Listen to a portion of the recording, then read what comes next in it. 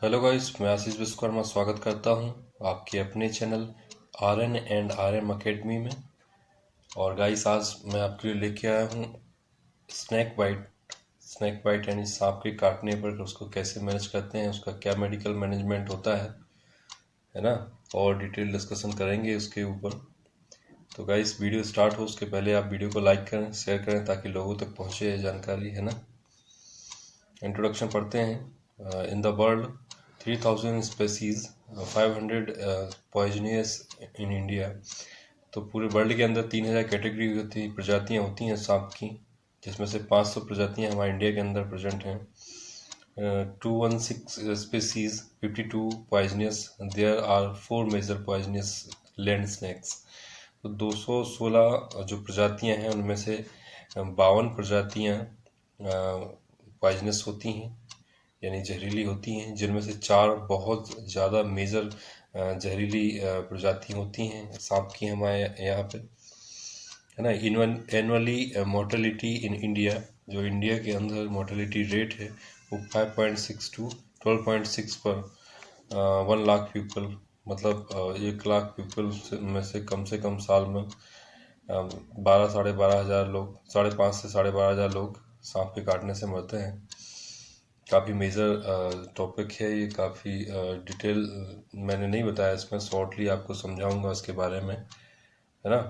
तो वेनोमस snacks in India, जो जहरीले सांप हमारे इंडिया के अंदर पाए जाते हैं उनमें से एक होता है लेपिडी, जिसके अंदर कोबरा और कॉमन क्रेट आता है ना। और दूसरा होता है बाइप्रेडी, जिसमें रसल वाइपर और सॉ स्कैडल वाइपर आता है। नेक्स्ट वन इज क्रोटेलिडी, जिसके अंदर पिट वाइपर है। हाइड्रोफिलिडी, जिसके अंदर सी स्नैक्स आते हैं, है ना। तो रिकॉग्नाइजेशन ऑफ पॉइजनस स्नैक्स, तो जो जिनके अंदर जहर होता है, जिन सांपों के अंदर, उनके फैंग्स यानी होते हैं नुकीले दांत। ये अपर एरिया में दिखाया गया है, आप देख सकते हैं इसको। अपर एरिया में ये 2 दांत हैं जिनसे वो जहर को इंजेक्ट करता है ना। नेक्स्ट वन इज हम देखेंगे शॉर्ट एंटीरियर फैंग्स होते हैं। ये शॉर्ट दांत जो दिखाए जा रहे हैं, इससे स्टिक से दिखा रहे हैं, छोटे छोटे दांत रहते हैं, है ना, जिससे वो जहर को इंजेक्ट करता है। एक और इमेज है, इसमें दिखाया गया है, ये इलिप्टिकल प्यूपल आते हैं, जिन सांपों के ऐसे प्यूपल होते हैं, है ना। और ऐसे मुंह का शेप होता है, जो फर्स्ट इमेज में ये दिखाया गया है ना, ये वाला गाइस इमेज। तो ये जहरीला सांप होता है, काफ़ी जिससे जान जाती है ना। अगर टाइम पर हम उसको मैनेज नहीं कर पाते तो ये जान ले सकता है। और सेकंड जो इमेज दिखाया गया राउंड पीपल जिसका रहता है, इसके अंदर जहर नहीं होता है, लेकिन ये फिर नॉर्मल रिदम जो हमारे वाइटल्स चल रहे हैं उसको बिगाड़ सकता है, लेकिन इससे जान जाने की संभावना नहीं रहती, है ना। ये फर्स्ट जो इमेज है ना, तो ये जहरीला सांप है, इसका ऐसा शेप होता है और ये इसके टीथ ऐसे नुकीले होते हैं। और सेकंड जो इमेज दिखाया गया है, ये सांप जो होता है ये जहरीला नहीं होता है। इसलिए टाइम पर अगर हॉस्पिटल पहुंचा देते हैं, टाइम पर अगर वो केस मैनेज हो जाता है तो पेशेंट बच जाता है। अगर टाइम पर मैनेज नहीं हो पाता तो लोगों की जान चली जाती है ना। तो सांपों के अंदर कैटेगरी होती हैं, कहते हैं कि झाड़ने फूकने से सही होता है, तो ये सब अफवाह हैं, ऐसा कुछ नहीं होता। वो कैटेगरी पर डिपेंड कर रहा है कि किस टाइप के सांप ने आपको काटा है या मरीज को काटा है ना। अगर जहरीली सांप ने काटा है तो उसका बचना मुश्किल हो जाता है। और अगर जिसके अंदर जहर नहीं होता, नॉन वेनोमस स्नैक्स जो होते हैं, अगर उसने कट किया है, उसने काटा है, तो जान बच जाती है, कुछ समय बाद नॉर्मल हो जाता है। ये सीप दिखाया गया है, ऐसे उनका हेड होता है। काफ़ी इमेज मैंने इसमें डाले हैं आपको दिखाने के लिए, कैटेगरीज, है ना। जो बाइपर्स होते हैं, तो बाइपर्स जो सांप हैं उनके अंदर कम जहर होता है ना। उसका प्यूपिल आप देख सकते हैं, ये आँख उसकी ऐसे दिखाई गई है ना। ये बाइपर्स है। उसके जो नोस्ट्रिल और पिट दिखाया गया है, ऊपर का जो इमेज है।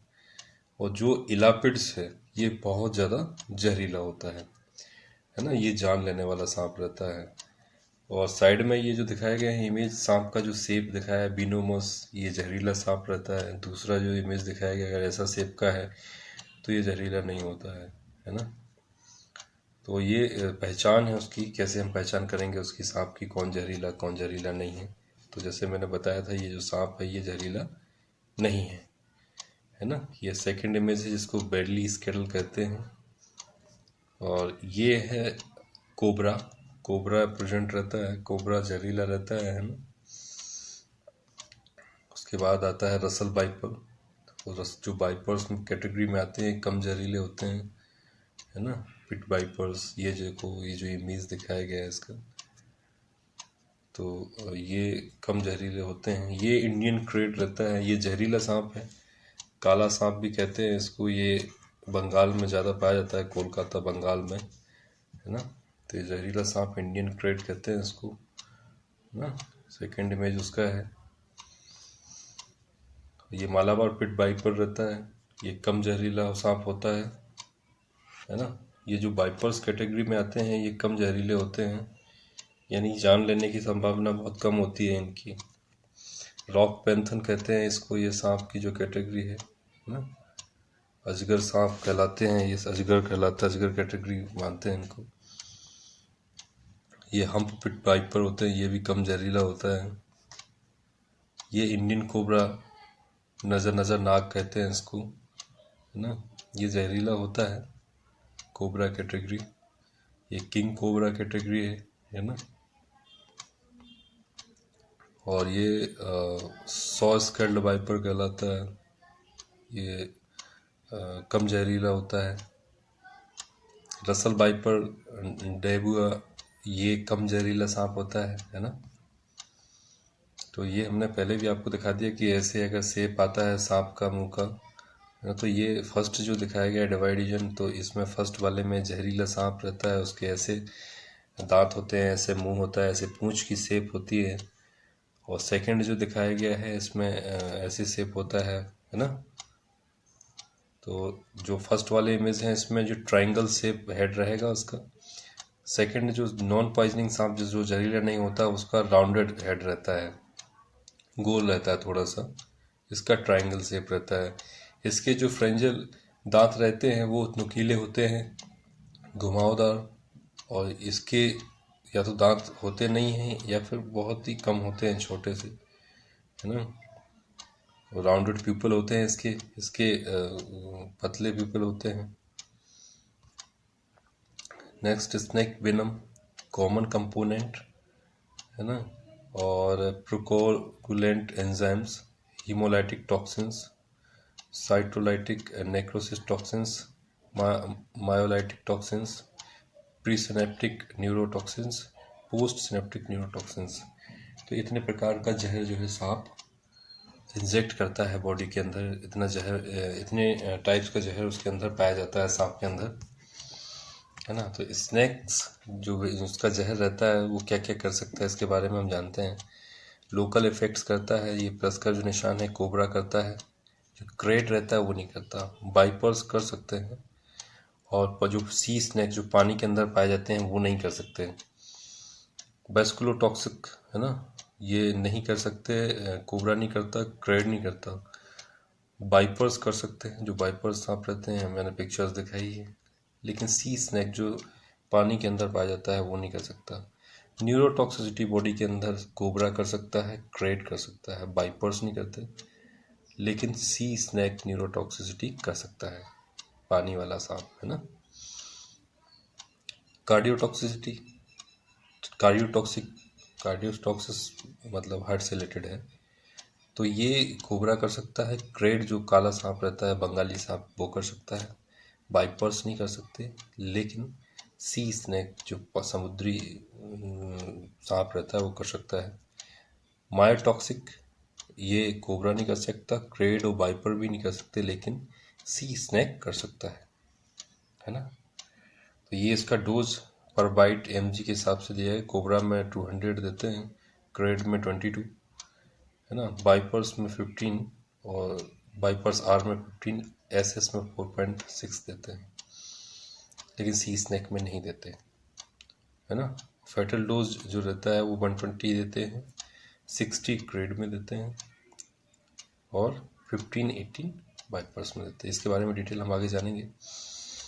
क्लिनिकल फीचर्स क्या क्या हो सकते हैं इसके, है ना, मतलब क्या क्या उसके साइन हो सकते हैं, साइन सिम्टम्स जो रहते हैं क्या क्या उसके अंदर होंगे, जो हम पेशेंट के ऊपर देख सकते हैं जिसको सांप ने काटा है ना। तो ड्राई बाइट्स, है ना, ड्राई बाइट्स के अंदर मतलब 20% पिट बाइपर एंड 43% कोबरा बाइट्स। जो ड्राई बाइट मतलब कहीं पर सांप ने काटा और सूखा घाव है वहाँ पर, तो हमें 20% बाइपर्स का समझना चाहिए, 43% हम समझते हैं कोबरा, क्योंकि कोबरा भी ऐसे ही काटता है। लोकल फीचर्स क्या क्या हो सकते हैं? लोकल फीचर्स मतलब जहाँ काटा है वहाँ कैसे हो सकता है, क्या क्या चीज़ें दिखाई देंगी हमें। फैंग मार्क मतलब उसके दांतों के मार्क भी होंगे, दर्द भी रहेगा, पेन, स्वेलिंग भी यानी सूजन आ जाएगी, ब्लिस्टरिंग एंड नेक्रोसिस, वहाँ फूल जाएगा, नेक्रोसिस आ जाएगी, वहाँ पे नीला पड़ने लगेगा, सेल डेथ होने लगेगी। और लिम्फेंजाइटिस, लिम्फेडिनोपैथी, सूजन आने लगी, लिम्फ के अंदर सूजन आने लग जाती है ना, गांठ की गांठें बढ़ने लगती हैं बॉडी के अंदर। बिनम ऑप्थेल्मेजिया और सेकेंडरी इन्फेक्शन भी इसके अंदर हो सकता है, ये दिखाया गया है ना। फैंग मार्क आइडेंटिफिकेशन हम करते हैं, क्योंकि फैंग मार्क से ही आप पहचानते हो कि किस सांप का काटा हुआ है ना। ये थाई, ये हाथ दिखाया गया है, यहाँ काटा हुआ है। सेकंड इमेज में भी ये दिखाया गया है, आप अच्छे से देख सकते हैं इसको, है ना। अब हम बढ़ते हैं गाइस आगे, है ना। ये local effect of pit viper, जो पिट बाइपर्स रहते हैं कम जहरीले रहते हैं, है ना, वो उसने काटा है इसको, तो ये लोकल एरिया पे उसको स्वेलिंग आई है। ये second local effect of snake bite, first image में उसने काटा है, सेकंड में उसने दिखाया कि कैसा इंजेक्ट किया है, कितना इंजेक्ट किया है। तो ये ऐसे स्वेलिंग आती है इस पे। हमें सबसे पहली बात कि हमें आइडेंटिफिकेशन करना है कि उसके मार्क से, जो फ्रेंच मार्क्स जो उसके दांतों का मार्क रहता है, उससे हमें आइडेंटिफाई करना है कि कितना नुकीला, कैसे उसका शेप है, उससे हम आइडेंटिफाई कर सकते हैं, है ना। सेकंड इमेज ये है जिसमें स्वेलिंग आई है, देन उसके बाद में ये लोकल एरिया पे इन्फेक्शन आया, सॉरी स्वेलिंग आई उसको। ये local effect of a viper bite, जो बाइपर सांप जो रहता है उसका इफेक्ट रहता है। ये ब्लिस्टर्स आ गए हैं, पपोड़े पड़ गए हैं उसके, जहाँ काटा है उस पूरे एरिया में इन्फेक्शन फैला दिया उसने, सेकेंडरी, है ना। तो कुछ सांप रहते हैं जिनसे जान नहीं जाती, लेकिन वो बॉडी में इन्फेक्शन फैला सकते हैं, नेक्रोसिस कर सकते हैं, ब्लिस्टर्स हो सकते हैं उसकी वजह से, है ना, और बाइटल्स बिगाड़ सकता है। ये सेकंड इमेज देखो, ये आईज के अंदर ऐसे चेक कर रहे हैं, रेडनेस आई हुई है इसमें। अब जनरल फीचर्स इसके हम देखेंगे तो फ्लसिंग, स्वेटिंग होगी उसको, ब्रीथलेसनेस, सांस लेने में तकलीफ होगी, पाल्पिटेशन होगा, टाइटनेस इन चेस्ट, चेस्ट ऐसे लगेगा जैसे पत्थर रख दिया हो छाती के ऊपर, है ना, उल्टी होगी, नोजिया एंड सीवियर इनबोनोमिंग। अगर जहर ज़्यादा फैल गया है तो उसके अंदर उल्टी और नोजिया वॉमिटिंग होती है उसमें। एक्रोपेरा सिंथेसिस होगा, हाइपर सेलाइवेशन होगा। सेलाइवेशन, हाइपर सेलाइवेशन मतलब होता है लार ज़्यादा आएगी, उसके मुंह से लार गिरने लगेगी।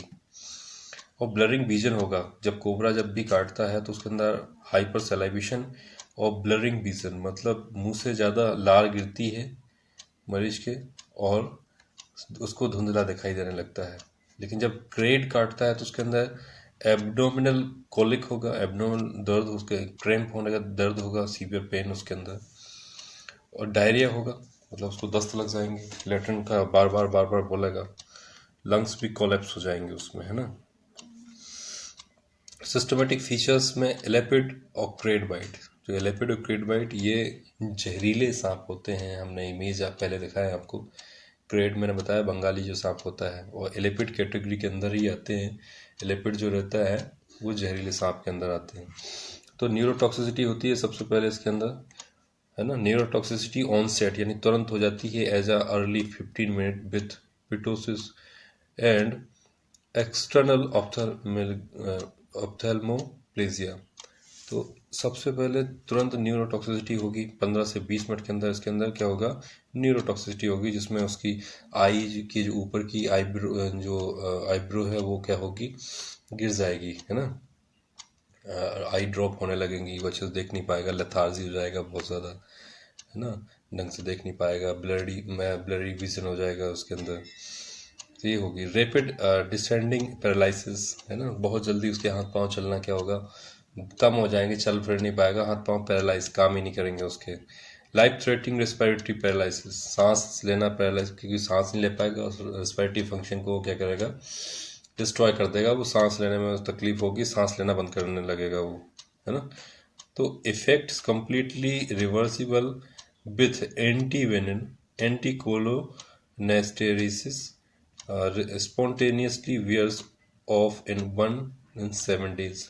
कार्डियोटॉक्सिसिटी तो इफेक्ट करता है ये, इसको जैसे पेशेंट जब भी आते हैं उसको आपने एंटीवेनम भी दे दिया, है ना, जो उसका एंटीडोट रहता है वो भी आपने उसको प्रोवाइड करवा दिया, फिर भी हमें 1 to 7 डेज उस पेशेंट को रिकवरी पीरियड में रखना है। कभी भी वो पेशेंट को कार्डियक टॉक्सिसिटी करवा सकता है ना। डायरेक्ट मायोकार्डियल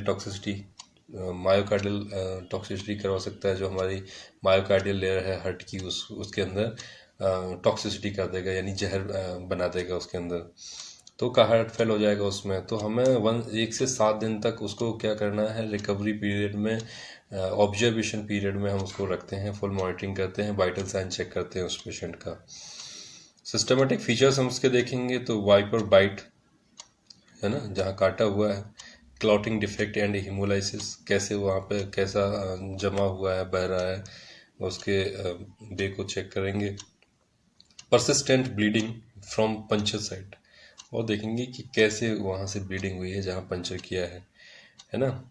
देन उसके बाद में नेफ्रोटॉक्सिसिटी में हम चेक करेंगे क्या, commonest with Russell and viper, जो कॉमन ज़्यादातर उसमें क्या है, रसल वाइपर रहता है, उसमें नेफ्रोटॉक्सिसिटी होती है। कॉजेज हाइपोवोलेमिया और इस्चेमिया। तो हाइपोवोलेमिया में क्या होता है, हाइपोवोलेमिया के अंदर फ्लूइड का लॉस होने लगेगा, फ्लूइड लॉस करवाएगा, जैसे कि डायरिया हो गया, ये सब चीज़ें, उल्टी दस्त अगर हो जाता है पेशेंट को, मरीज को, तो हाइपोवोलेमिया होगा, बीपी कम हो जाएगा और उसकी डेथ होने लगेगी पेशेंट की। देन उसके बाद में इस्चीमिया, बॉडी के अंदर क्या होगा, सेल को ऑक्सीजन प्रोवाइड नहीं हो पाएगी, है ना, ऑक्सीजन प्रोवाइड नहीं होगी तो भी उसकी डेथ ही होनी है।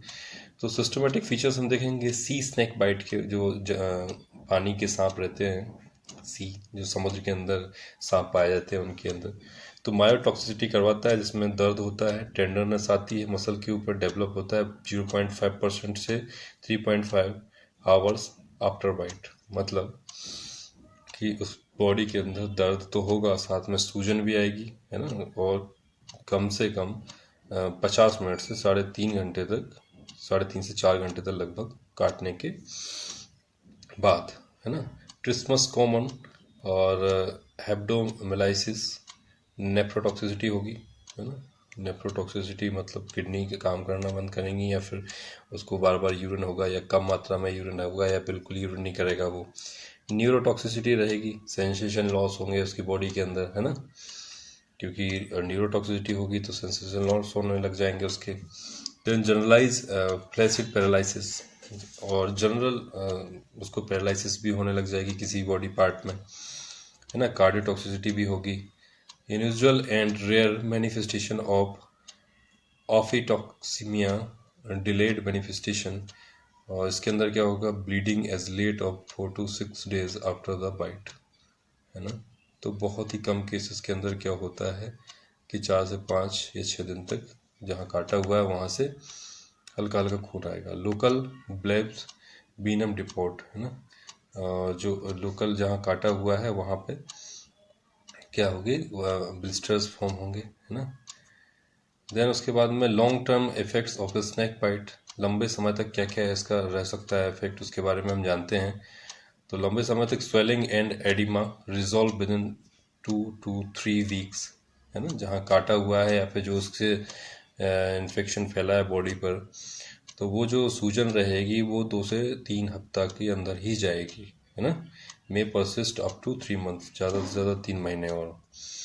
नेक्रोसिस होगी, नेक्रोसिस यानी कलर चेंज होगा, वहाँ पे नेक्रोसिस होने लगी, सेल डेथ होने लगेगी, गैंग्रीन हो जाएगा, सेल डेथ होने लगी, गैंग्रीन भी हो सकता है इसकी वजह से। रिकरेंट मैनिफेस्टेशन इसके देखेंगे हम। साइन ऑफ सिस्टमेटिक एवेनोमेशन में recur hours of even days after initiating good response of antivenom, है ना। तो जो एंटीवेनम का जो इफेक्ट रहेगा उसको हम देखेंगे कि एंटीवेनम कितना इफेक्ट कर रहा है। Daily evaluation of patient for at least 3 to 4 days, हमें पेशेंट को डेली चेक करना है 3 से 4 दिन तक, है ना, किसका एंटीवेनम जो हमने उसको उसका एंटीडोट दिया है। अच्छा, पहले क्या होता था कि पहले लोगों इतना डेवलप नहीं था हमारा मेडिकल साइंस, तो हर एक सांप के लिए अलग अलग से उसका एंटीडोट उसके जहर के अकॉर्डिंग बनाया गया था। अब सभी सांपों के लिए, किसी भी कैटेगरी का कोई भी हो, सभी सांपों के लिए क्या है, एक ही उसका एंटीडोट बनाया गया है जिसका नाम रखा गया है एंटीवेनम, है ना। तो एंटीवेनम देते हैं और उसकी डोज के अकॉर्डिंग देते हैं। बाकी सारा ट्रीटमेंट जो रहता है वो सिस्टमेटिक रहता है। अगर उसको उल्टी होगी तो उल्टी की दवाई, बीपी कम होगा तो बीपी की दवाई, ये सिस्टमेटिक सिम्टोमेटिक ट्रीटमेंट कहलाता है। जैसे दर्द हो रहा तो दर्द का इंजेक्शन दोगे आप, उसमें उल्टी हो रही तो उल्टी के लिए दोगे, तो ये सिम्टोमेटिक ट्रीटमेंट होगा। लेकिन उसके जहर को ख़त्म करने के लिए आप उसको एंटीवेनम ही देते हो। एंटीवेनम उसका क्या है, एंटीडोट है, ठीक है। तो मैनेजमेंट जानते हैं, फर्स्ट एड उसका कैसे करेंगे, रीएश्योर करेंगे, इमोबिलाइज करेंगे। इमोबिलाइज मतलब होता है कि आप उसको हिलाओगे डुलाओगे नहीं। अगर जहाँ काट दिया तो उसका मालिश वालिश आपको नहीं करना है, ज़्यादा हिलाना डुलाना नहीं है। Move to hospital as soon as possible, आपको जितना जल्दी से जल्दी हो सके आपको हॉस्पिटल पहुँचना है। Tourniquet pressure immobilise to severe elapid envenoming to delay onset in respiratory paralysis. आपको क्या करना, remove only after 1 first dose of antivenom. आपको क्या करना है, जहाँ भी काटा है ना, जहाँ भी काट लिया, पैर में, हाथ में, जहाँ भी काटा है उससे 2-3 इंच ऊपर आपको क्या करना है, बांध देना है ना। टूर्निकेट तो होगा नहीं तो कोई भी रस्सी से या फिर गमछे से, तौलिए से आपको उसको कस के बांध देना है उसके 2-3 इंच ऊपर जहाँ काटा है ना। और वो आप तब खोलोगे जब पहला एंटीवेनम का डोज पेशेंट को लग जाए, तब खुलेगा वो। उसके पहले आप नहीं खोल सकते हो, क्योंकि जैसे ही खोलोगे वैसे ही रुका हुआ जो ब्लड रहेगा वहाँ पे वो स्पीड से चलेगा। तो उसको ख़त्म करने के लिए एंटीडोट जो रहता है वो लगा होना चाहिए, है ना, ताकि वो उसको ख़त्म करे, उसके जहर को। और क्या है, ज़्यादातर पेशेंटों में जैसे ही सांप ने काटा वैसे ही उसको सांस लेने में तकलीफ़ होने लगती है। तो आपको बिल्कुल लेट नहीं होना है, झाड़ा फूकी नहीं करवाना है कहीं पे, आपको पेशेंट को सीधा हॉस्पिटल लेके जाना है ना। क्योंकि मैंने आपको कैटेगरी बता दी, झाड़ा फूकी से उन्हीं सांप के जहर पर चलती है जिनमें जहर नहीं होता। मैंने आपको कैटेगरी बताई है इसके पहले। तो सांपों की कैटेगरियाँ होती हैं, ऐसे में लोगों की जान चली जाती है। तो आपको इन चीज़ों पर विश्वास नहीं करना है। नेक्स्ट वन हम जानेंगे इसमें, ट्रीट शॉक एंड कोलाइड्स, है ना। जो शॉक जो पेशेंट को हुआ है, शॉक में एक पेशेंट जा सकता है, क्योंकि अगर उसको हाइपोवॉलेमिक शॉक में चला जाएगा, अगर फ्लूइड लॉस होगा तो उसको हाइपोवॉलेमिक शॉक हो सकता है, न्यूरोटॉक्सिसिटी हो सकती है, कार्डियोजेनिक शॉक हो सकता है, न्यूरोजेनिक शॉक हो सकता है ना। तो उसको ट्रीट करना, उसको मैनेज करना ये हॉस्पिटल में ही होगा। मेंटेन पेशेंट ईयरवे, आपको पेशेंट की ईयरवे को मेंटेन करके रखना है। ऐसे प्रेशर इमोबिलाइज करोगे, इमोबिलाइजिंग मतलब होता है कि हिलाना डुलाना नहीं है, आपने बांध दिया, ऐसे प्रेशर से आप बांधोगे।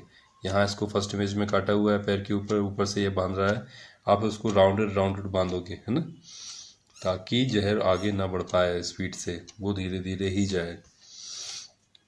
ये दिखाया गया है सेकेंड ये में इमेज में दिखाया गया, यहाँ काटा हुआ है 3 से 4 इंच ऊपर आपको क्या करना है, ऐसे बांधना है टाइट, है ना। एवोल्यूशन ऑफ हॉस्पिटल में क्या एवोल्यूशन करेंगे, लुक ऑफ फ्रेंच मार्क को देखेंगे कहाँ काटा है, मॉनिटर वाइटल्स करेंगे, जो वाइटल साइन होते हैं बॉडी के, है ना, बीपी, पल्स, ये सब चीज़ें, टेम्परेचर वगैरह देखोगे, लोकल स्वेलिंग देखोगे, कितना सूजन आई है वहाँ पे, मसल कितनी वीक हुई है, कितना टाइम हुआ है। लुक फॉर ब्लीडिंग को देखोगे, प्लेटलेट काउंट चेक करवाओ कितना है ना। WBC चेक कराओगे, PT जो उसका होता है प्रोथ्रोम्बिन टाइम, ये चेक करोगे, सीरम इलेक्ट्रोलाइट चेक करवाओगे आप उसका, LFT करोगे, liver function test, kidney function RFT, renal function test kidney के लिए कराओगे, CPK कराओगे, ECG करके देखोगे डेली उसकी, 7 डेज तक आप उसको रखते हो पेशेंट को एटलीस्ट। मॉनिटर यूरिन आउटपुट, जो पेशेंट का यूरिन आउटपुट रहेगा उसको मॉनिटर करना है ना। मायोग्लोबिन यूरिया उसका चेक करवाओगे।